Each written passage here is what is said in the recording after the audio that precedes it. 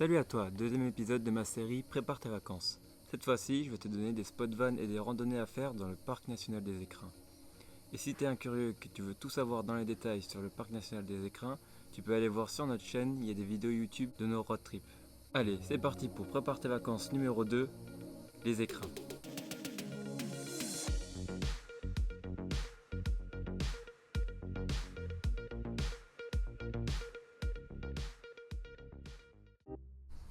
Commençons dans la zone autour de Briançon. On va se rendre à une première randonnée, le lac de la Douche, à Monétier-les-Bains. Il faut se rendre au parking du Cassé et ensuite il faudra emprunter un sentier qui débute assez tranquillement dans un sous-bois. Puis il faudra entamer une montée vraiment raide jusqu'au lac de la Douche et là tu pourras admirer la magnifique couleur turquoise du lac.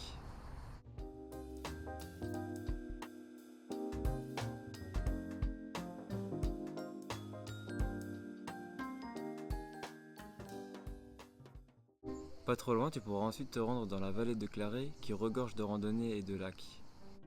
Mais avant de rentrer dans la zone protégée, je te propose de te poser toi et ton van au bord de la rivière. Tu pourras ainsi profiter de la magnifique vallée. Les spots sont souvent en bord de route, mais ça reste assez calme grâce à la forêt qui t'entoure. En effet, c'est une vallée protégée où la circulation est réglementée, alors faut bien te renseigner sur leur site. Et moi je vais te parler de la randonnée au lac Laramont et Serpent. Le départ se fait pas très loin de Névache, en face du camping Fond Couvert. Le sentier monte d'abord dans une forêt, puis vient ensuite une succession de lacets en plein soleil. Et une fois arrivé au lac Laramont, tu pourras apprécier la vue, mais il faut prendre de la hauteur pour vraiment apprécier le paysage avec le lac et les montagnes des Cercès en fond. Et après, il te restera quelques pas en montée jusqu'au lac Serpent pour finir la randonnée.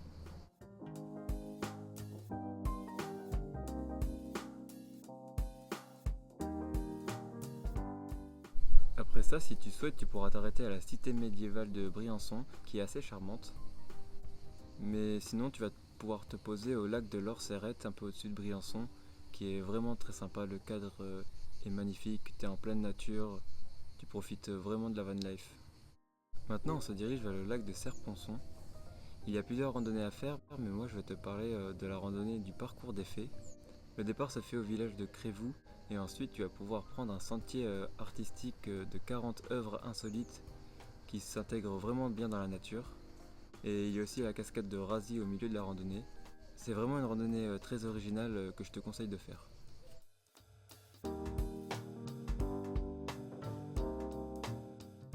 Et côté spot, il y en a plusieurs tout autour du lac, mais nous on s'est posé du côté du village de Rousset et de la plage du Bois Vieux pour pouvoir avoir un magnifique lever de soleil sur le lac.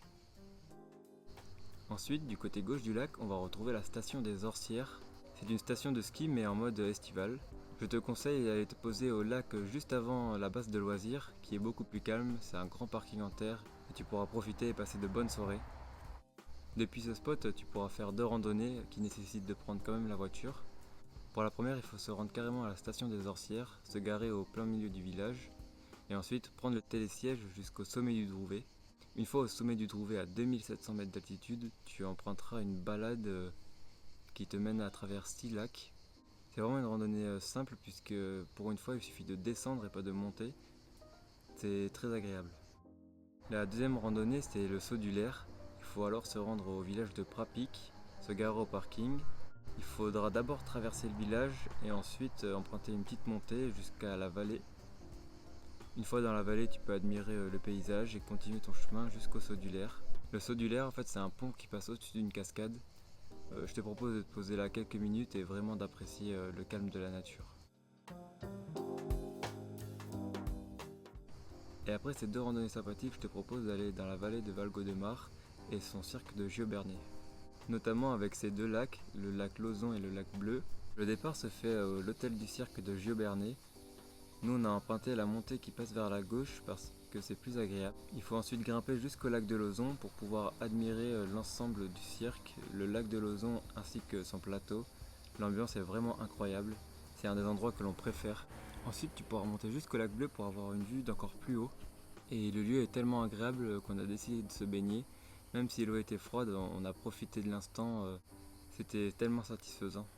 Et au retour au parking, tu peux faire un petit passage à la cascade du vol de la mariée qui est à quelques pas de l'hôtel, qui est vraiment immense.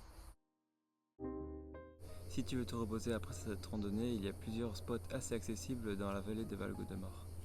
Passons maintenant au dernier spot et à la dernière randonnée de la vidéo, qui sont situés près du Bourdoisan dans l'Isère. Il y a un spot van près de la carrière d'Oris qui donne une vue surplombant une rivière. La rivière est super grande, c'est assez joli et le spot est calme. Et pour finir, je te présente le lac de Lovitel.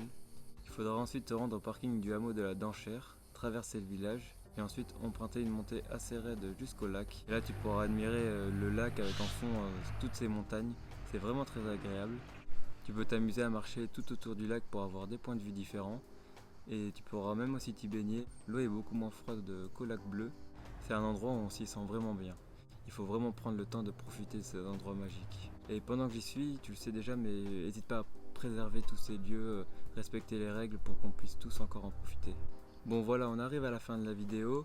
Si tu as des idées dans les écrins, mets-les en commentaire pour aider un peu tout le monde. Et même moi, ça me ferait plaisir. Si tu as aimé le format, dis-le moi. Si tu as des conseils à me donner, vas-y, fais-le.